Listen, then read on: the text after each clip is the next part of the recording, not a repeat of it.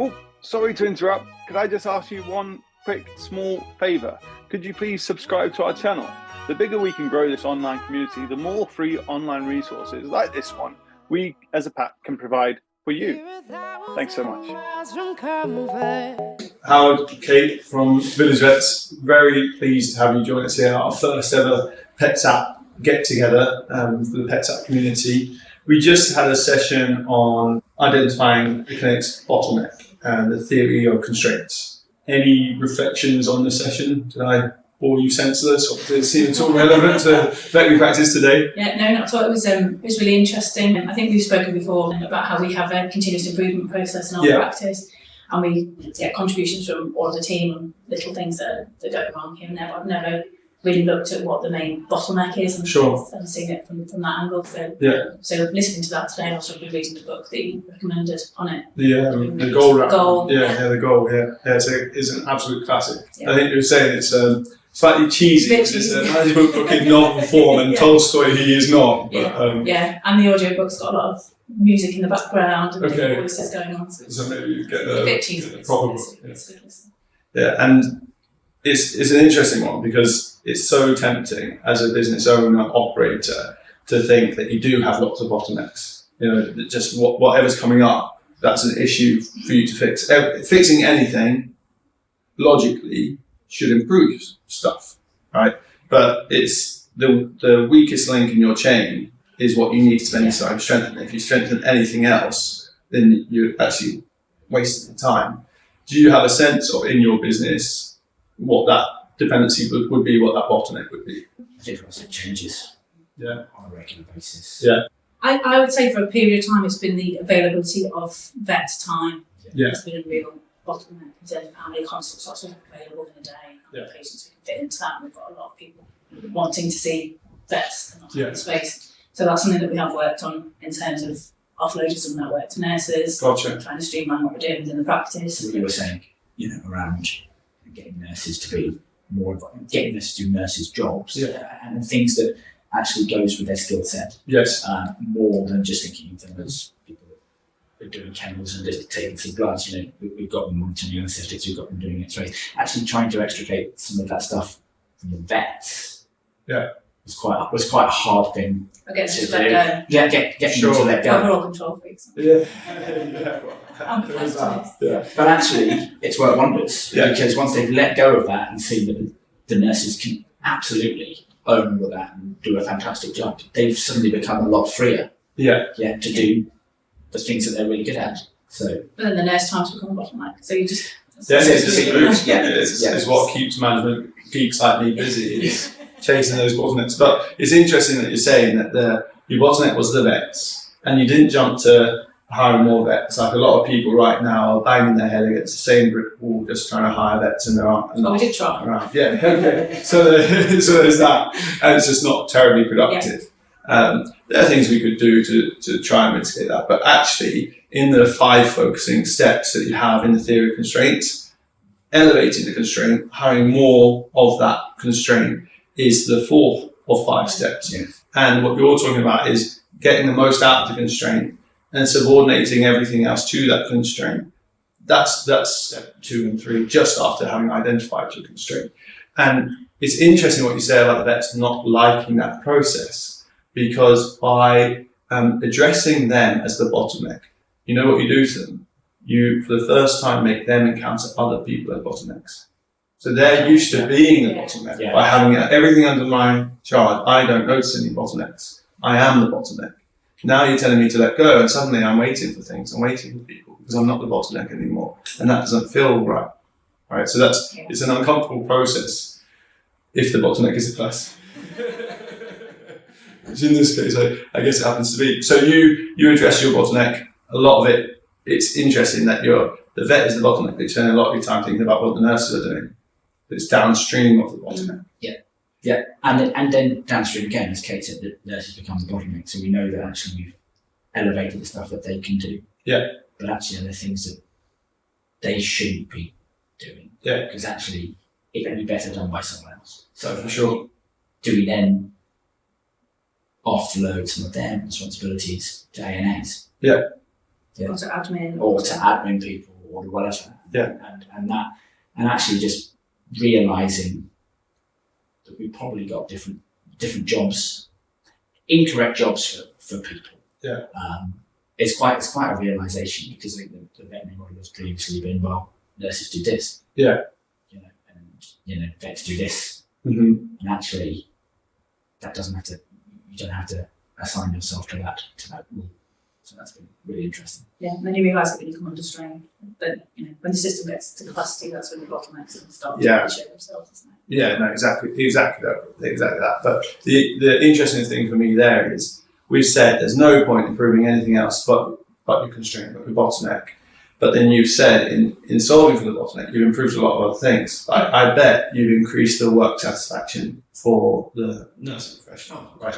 Because they're exercising more of their professional abilities. And so there are nice downstream consequences to going through what is part of continuous improvement methodology. Yeah. And where has that taken you elsewhere in the business, this continuous improvement mindset? Well, I think for me personally, being a non-vet and being more management-y driven, it revolutionises it. I mean, the empowerment for the team, the autonomy for the team. I mean, it's now led by the team. It used to be Kate and I going in and doing continuous improvement, and people would probably go, "Oh, how Kate and how they're doing it." But they've seen the benefits. The little processes that have been refined, and how it streamlines the business as a whole. And don't get me wrong, there are still lots of continuous improvement. That's the whole idea, isn't it? And the whole lean methodology is, making tiny little incremental changes that benefit. And I think just from a happiness perspective, I think it's been been huge. The effect on culture of doing that has been massive, and the psychological safety of people being able to bring up anything that may not be going right in the practice or in the systems, and we're blaming the system or the process, not the person. It's never the person's fault. So having that as part of just the culture of what we do in the practice, so it adds to the psychological safety of the team, then how to speak about things, and it adds to the culture of this is how we do what we do, this is how we do things, and we are always striving to do this. No judgment attached to anything, because if it's like that thing when you're in class. If you don't ask the question, no one probably will ask the question. You put your hand up, and we want them to ask that question. Why do we do this? One of the biggest killers of any business is, well, we just do it because we always have. And that, if you're not making change, you're going backwards from that perspective. So you've got to be able to put your hand up and go, are we sure we're doing this the right way? Think about tweaking it, and new people coming in with a fresh set of eyes, love those people. Yeah. Because then, well, actually they can feed into that and got a whole new set of ideas. And that's invaluable. Yeah. A lot of people hire for cultural fit. The next step is to hire someone that's actually going to take your culture forward for you, isn't it? And so it's not all on you. It's interesting though, because you're talking there about continuous improvement. There's also some improvements of discontinuous. There's some things where you just take a sudden move forward, right? And that they can be big changes for the team. How do you approach change as a team, as a business? I think because we've had these meetings for a number of years now, we do always talk about what big changes that might be coming during those meetings as well. I think also COVID helped because we were changing stuff every week. Sure, yeah. Yeah. So it was a bit of a sink or swim. Get into the habit of change. Yeah. And then we all just had to. And we supported them through that as well. We listened to people's ideas. We would, we might change our procedure on how we were getting clients in or out of the building or not at all, and we would take the team's feedback on that. But there were some decisions that came from us, but we just kept talking about it. I think everyone's got used to us changing stuff. Right. I think we're also completely open to the fact that we'll change something, and we're putting it out there as an idea, something that if it doesn't work, it doesn't work. Fail fast. Yeah. All that kind of stuff, and then redo it. And we're completely open to that. Yeah. And I think the team respond well to that. Yeah. Change management is huge, as you know, as a general concept. But actually, during COVID, there was nothing more constantly. Kate and I go, I've got an idea.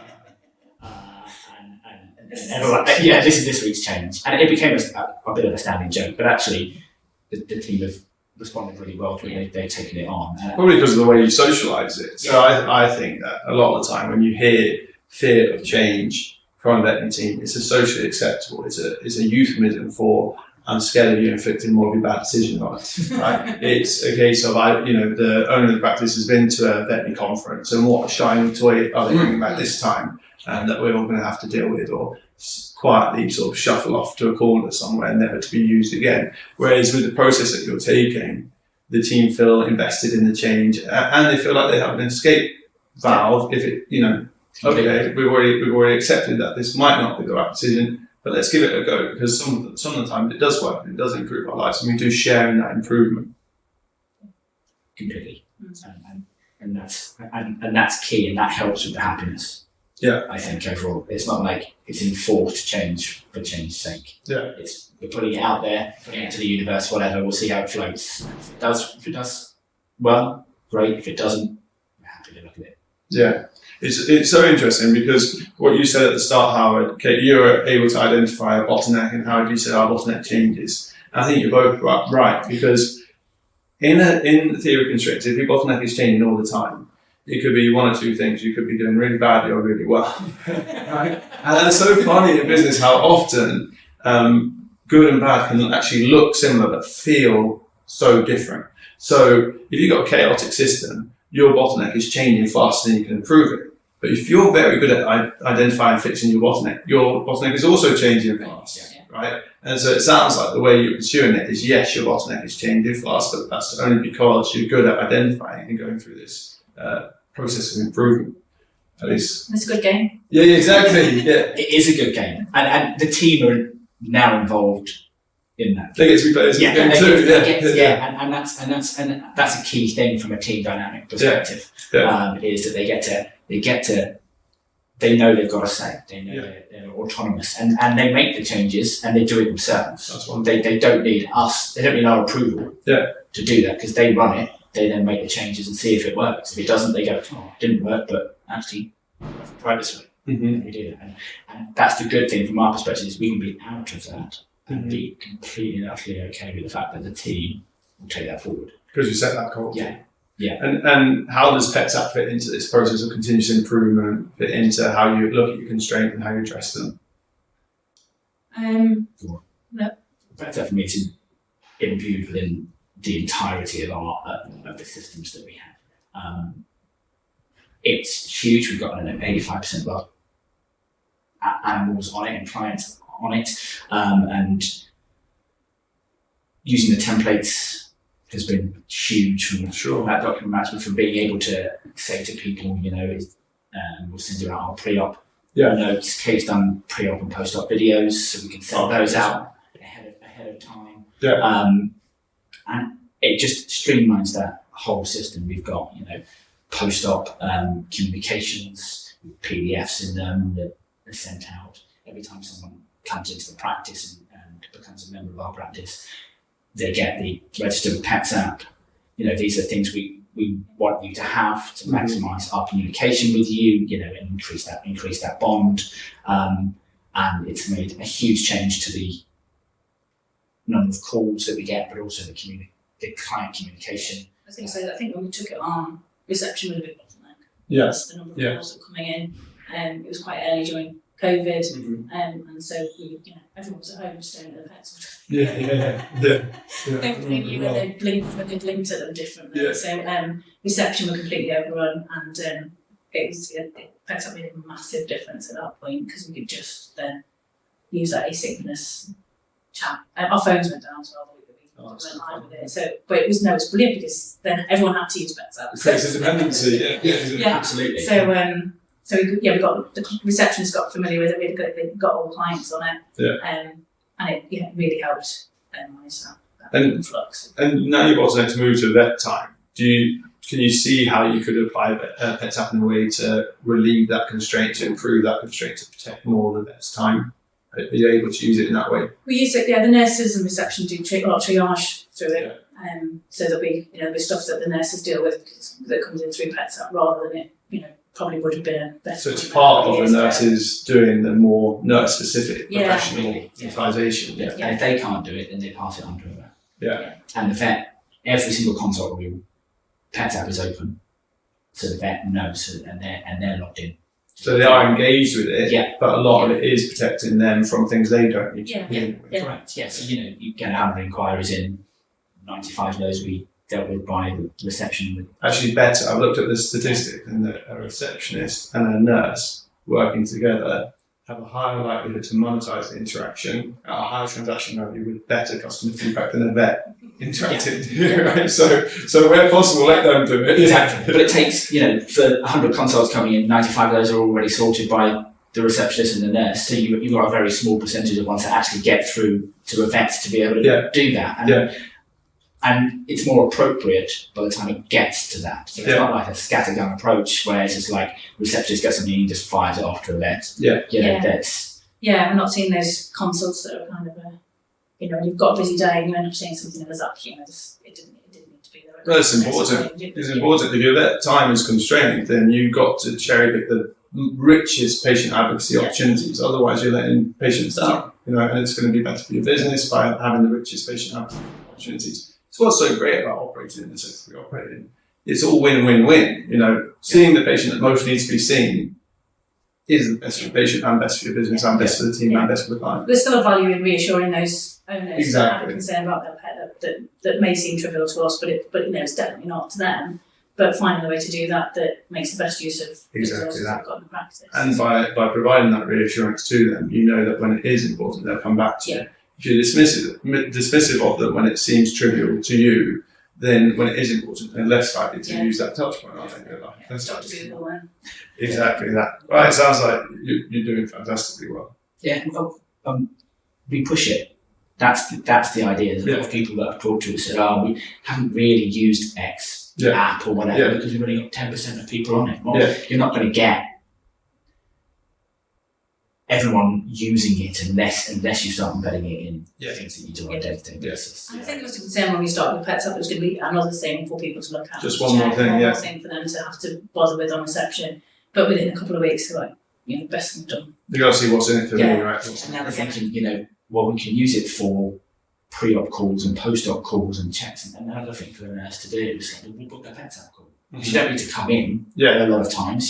We can do that asynchronously at a time that kind of suits us and you. We've got some appointments available and we can do that ahead of time, a week ahead of time, and check in 24 hours before and just make sure. And, it's about setting all those little things up. Yeah. It just makes it simpler. But as you go through this process of addressing a constraint, addressing a bottleneck, you actually create these little playbooks of how you address the constraint. And so if you've solved for the veterinary constraint, you then look at, how did we do that? How could we do the same for the nurses? Yeah. How did we solve for the receptionists and how could we do the same to solve for the vets? So I think there is a neatness to it. And one thing I should say is that stat about the receptionists and nurses do better than the vets is not specific to you. Your practice, I don't know, necessarily as a cross-PetsApp. That's it, all vets are why are you here? Why are you at the PetsApp together? You're busy, you're taking time out to come and sit with me, join these sessions. What are you looking to get out of it?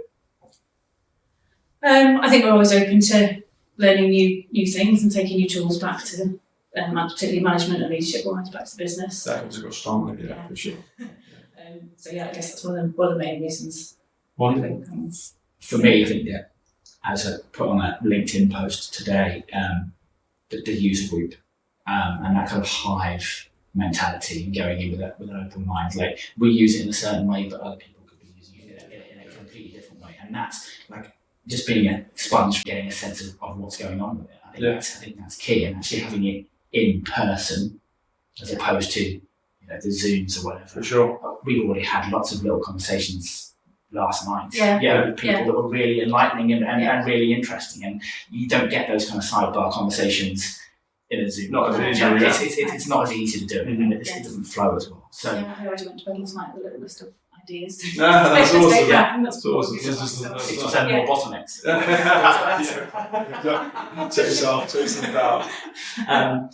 So for me, that's a key thing. Actually, being able to meet up with other users. I'm glad to say that, because that's fundamental to what we believe in PetsApp, is the best experiences are joined up online to offline experience. It's not about doing everything virtually instead or doing everything physically. It's like, what is the most appropriate touch point for this given issue? I think you're right that it's important that one of the sources of user feedback, as we look to continuously improve, is having these kinds of conversations. So just so grateful for you for taking the time and coming and joining us here. Yeah.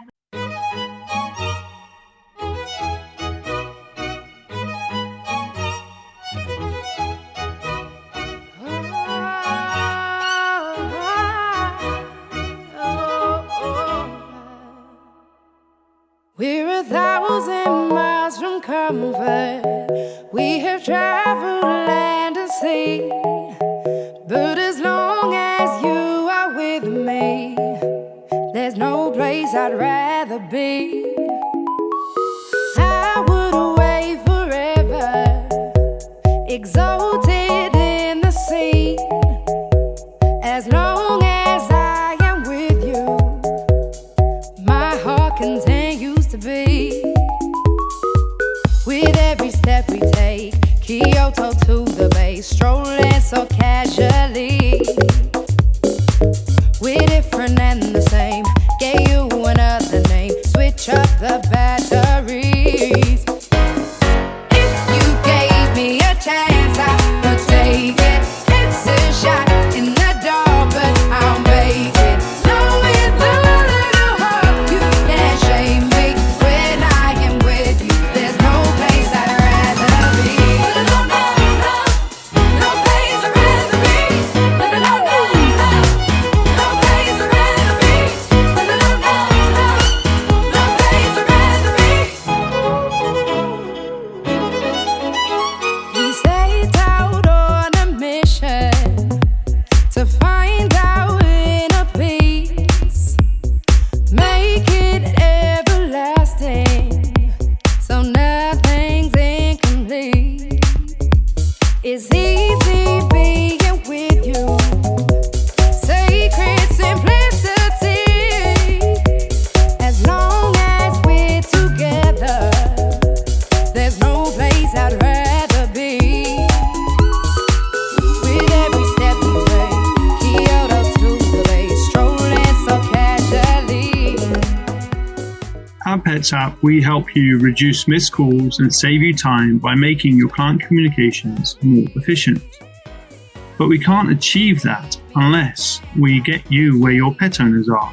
We do this by providing you with a listing on the PetsApp website, providing you a widget on your website, and by providing both web and app versions of PetsApp through which your clients can communicate with you. But clients don't even have to download the app with the PetsApp's two-way SMS text chat feature. But then we surface all of this in one convenient location for you and your team on the PetsApp dashboard and in the PetsApp Veterinary Team Member app. This makes it super efficient for you to respond to chat messages via the web, your website, the app, and SMS text in just one location. In the same location, you can collaborate with team members, use template messages, and template media library files. All of this combined will reduce your missed calls by 85% and save the average connect 3 hours every single day while delivering exemplary customer service. With you, there's no place I'd rather be.